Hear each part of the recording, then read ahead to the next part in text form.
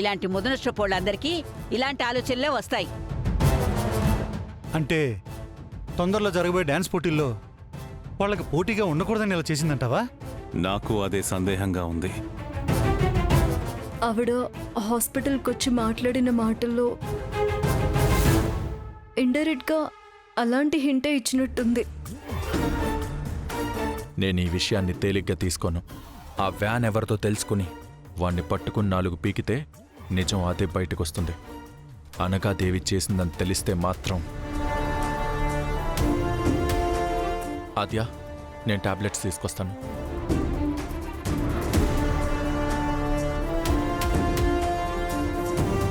జానకి, ఆద్య హాస్పిటల్లో కూడా సరిగ్గా తినలేదు. తీసుకెళ్ళి అన్నం పెట్టు. అలాగేనండి.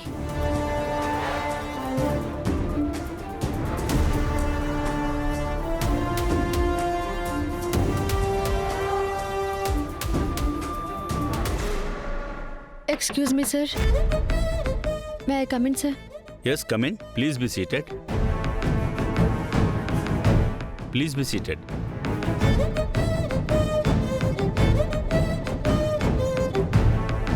చెప్పండి. నా పేరు రామలక్ష్మి. నేను ఎండోమెంట్ ఆఫీసర్గా పనిచేస్తున్నాను, సార్. నేను 40 lakhs లోన్ కోసం అప్లై చేశాను. నా అప్లికేషన్ స్టేటస్ని ఒకసారి చెక్ చేసి చెప్తారా? మీకు లోన్ రాదని ఆల్రెడీ చెప్పినట్టున్నాం.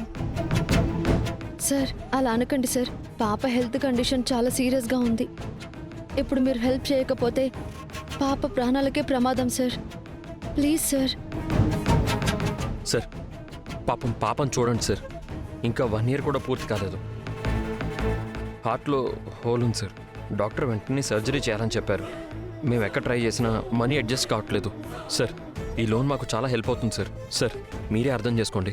మీ బాధ నాకు అర్థం అవుతుంది, కానీ బ్యాంక్ రూల్స్ని అతిక్రమించి మేము హెల్ప్ చేయలేము.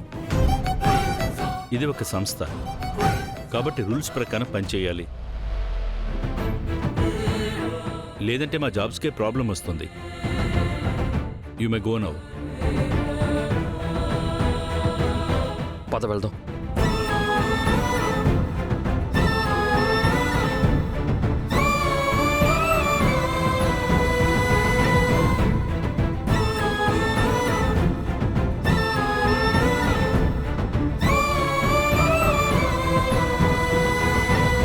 చూడు, నీకోసం చేయని ప్రయత్నం లేదు, కానీ ఎక్కడికి వెళ్ళినా మనీ అరేంజ్ అవ్వలేదు. సార్, నాకు ఒక ఐడియా వచ్చింది. ఏంట్రా మాది? ఇప్పటికిప్పుడు మనీ కావాలంటే నేను ఇమ్మీడియట్గా విఆర్ఎస్ తీసుకుంటాను, సార్. రమా, అది ఇప్పుడే కుదురుతుందంటావా? ప్రయత్నిస్తాను, సార్. చెప్పమ్మా రామలక్ష్మి. సార్, నాకు ఇమీడియట్గా విఆర్ఎస్ కావాలి, సార్. మా పాపకి ఆపరేషన్ చేపించాలి. డబ్బులు చాలా అవసరం ఉంది, సార్. అది పాసిబుల్ కాదమ్మా. నువ్వు ఇంకా 1 year కూడా కంప్లీట్ చేయలేదు. విఆర్ఎస్కి 10 to 20 years సర్వీస్, లేదంటే మీ వయసు 40 దాటి ఉండాలి. లేదు సార్, తర్వాత నేను ఎంత ఫ్రీ సర్వీస్ అయినా చేస్తాను. ప్లీజ్ సార్, ఇప్పుడు ఈ మనీతో నేను నా పాపని బతికించుకోవాలి. సారీ, ఇది పాసిబుల్ కాదండి. అది కాదు సార్. రామా, నువ్వేం టెన్షన్ పడకు. నాకు తెలిసిన ఒక ఫైనాన్షియర్ ఉన్నాడు, అతని దగ్గరికి వెళ్దాం. పద. నమస్కారం సార్, నా పేరు శౌర్య. నేను... అయ్యో, మీరు నాకెందుకు తెలియదు సార్? మీరు హాకీ కోచ్గా స్టేట్కే పేరు తెచ్చారు. మేడం ఒంటి చేత్తో ఆడి స్టేట్ని గెలిపించారు కదా. మిమ్మల్ని నేరుగా కలవడం నా అదృష్టం. చెప్పండి, ఏంటి ఇలా వచ్చారు? మాకు మనీ చాలా అవసరం ఉంది, ప్లీజ్ కొంచెం హెల్ప్ చేస్తారా? తప్పకుండా. ఎంత కావాలి చెప్పండి. ఈ పాపకి సర్జరీ కోసం 40 to 50 lakhs అవసరం ఉంది, సార్. మీరు హెల్ప్ చేస్తే జీవితాంతం రుణపడి ఉంటాం, సార్. రుణం అవసరం లేదు, మీరు ఇంట్రెస్ట్తో తిరిగిస్తే చాలు. ఒక పని చేయండి, మీరు ₹1 కోటి విలువ చేసే ప్రాపర్టీని మా దగ్గర పెడితే మీరు అడిగిన డబ్బులు నేను అరేంజ్ చేస్తాను. ₹1 కోటి ప్రాపర్టీనా? అంటే మన ఇల్లు ఒకటే ఉంది, కానీ దానికి అమ్మ ఒప్పుకోదు. సార్, ప్లీజ్ సార్, మమ్మల్ని నమ్మండి. ఎక్కడ సిగ్నేచర్స్ పెట్టమన్నా పెడతాం. కావాలంటే వైట్ పేపర్ మీద కూడా సైన్ చేస్తాం. నా శాలరీ నుంచి ఎవ్రీ మంత్ ఈఎంఐ కూడా కట్ చేసుకోండి సార్. నేను గవర్నమెంట్ ఎంప్లాయీని సార్. సారీ, మేము రిస్క్ తీసుకోలేం. ఫైనాన్స్ బిజినెస్ అంటే సెక్యూరిటీ ఉండాలి. నమస్తే.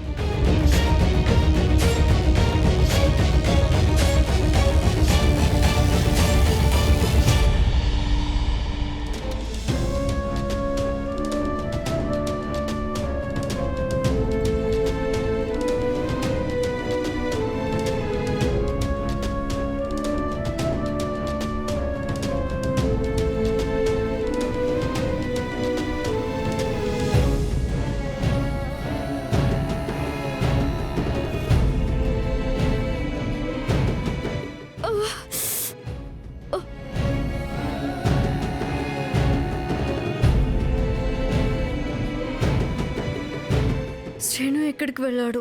టాబ్లెట్స్ వాటర్ చేతికి అందకుండా దూరం పెట్టాడు.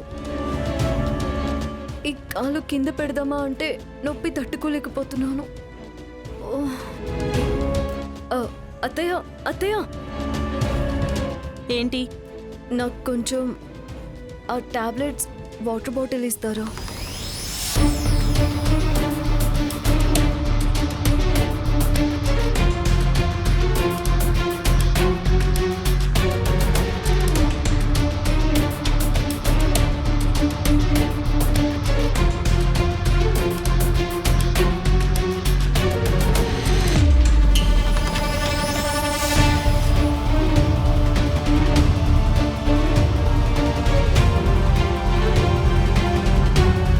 అయినా వాళ్ళకి పోటీగా డాన్స్ స్కూల్ పెట్టడం ఎందుకు?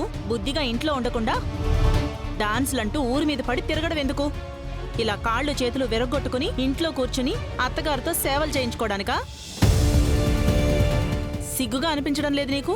అంటే అనగాదేవి మేఘ కలిసి ఊర్లో పిల్లల్ని వెస్ట్రన్ డాన్స్ పిచ్చి పిచ్చి బట్టలతో పాడు చేస్తున్నారని, మన ఊరి విలువలని సాంప్రదాయాలని మనం మర్చిపోకూడదని.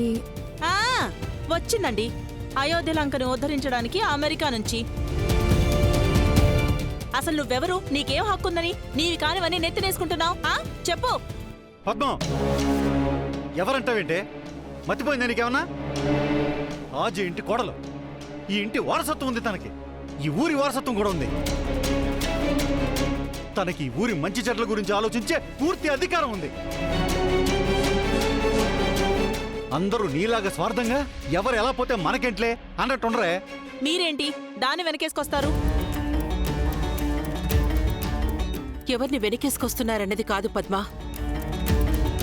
ఆర్చి చేసింది మంచి పనే కదా, అది అందరూ అభిమానించదగ్గ విషయమే. కాకపోతే పాపని రోడ్డు దాటించబోయింది. దురదృష్టవశాత్తు ఇలా జరిగిపోయింది. ఆ దురదృష్టం దీన్ని వెంటాడుతుంది కాబట్టి అప్పుడు అమ్మను పోగొట్టుకుంది, ఇప్పుడు కాలు విరగొట్టుకుంది. పద్మా పద్మా పద్మా